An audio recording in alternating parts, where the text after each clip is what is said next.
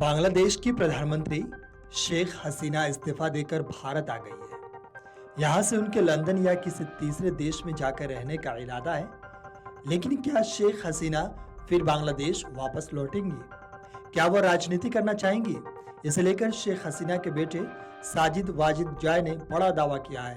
Joy ने कहा कि मेरी मां ने बांग्लादेश में बदलाव लाने की बहुत कोशिश की, लेकिन उनके प्रयासों के बावजूद लोगों ने विद्रोह किया, जिससे वो बहुत निराश है।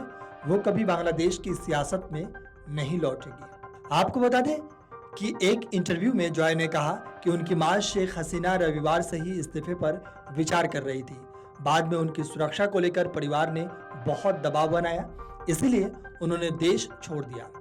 जॉय इससे पहले अपनी मां के निजी सलाहकार के तौर पर काम कर रहे थे।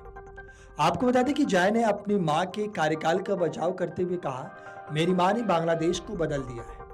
जब उन्होंने सत्ता संभाली थी तब बांग्लादेश को एक असफल और नाकाम देश माना जाता था। उस वक्त यह बहुत गरीब था, लेकिन आज बांग्लादेश को एशिया के उभरते हुए बाजारों में से एक माना जाता है।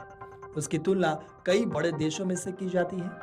उसकी इकोनॉमी की तारीफ होती है, लेकिन कुछ शायद लोगों को देश का यह स्वरूप पसंद नहीं आया। जब उनसे पूछा गया कि प्रदर्शनकारियों पर अत्यधिक बल प्रयोग की जरूरत क्या थी, इस पर शेख हसीना के बेटे ने कहा कि जिस तरह की हिंसा की जा रही थी, देश की संपत्ति को नुकसान पहुंचाया जा रहा था, उसे देखते हुए सरकार की प्रतिक्रिया बिल्कुल सही थी। उन लोगों ने पुलिसकर्मियों को पीट पीट कर मार डाला। कल ही 13 पुलिस वालों की एक थाने में हत्या कर दी गई।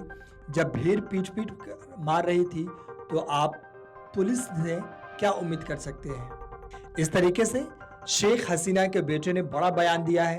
आपको बता दें कि शेख हसीना देश छोड़ चुकी है और वो भारत में फिलहाल है। इसके बाद वो कहीं तीसरे देश में जा सकती है। हालांकि इसी बीच उनके बेटे ने बड़ा बयान दिया है और उन्होंने अपनी मां के कार्यकाल का बचाव करते हुए कई बातें कही है। आपको बता दें कि शेख मुजीबुर रहमान साल 1971 में जिन्होंने बांग्लादेश को आज़ादी की सांस दिलाई, बांग्लादेश के लोगों ने जिन्हें राष्ट्रपति की पदवी दी, 5 दशक के भीतर वो मोहब्बत इतनी नफरत में बदल गई कि ढाका में बांग्लादेश के लोग ही मुजीबुर रहमान की मूर्ति पर चढ़कर उसे हथौड़े से तोड़ने लगे।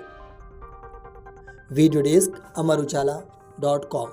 अगर आप ये वीडियो YouTube पर देख रहे हैं तो हमारे चैनल को सब्सक्राइब करें और बेल आइकन को दबाना ना भूलें। अगर आप Facebook पर ये वीडियो देख रहे हैं तो हमारे पेज को लाइक करें।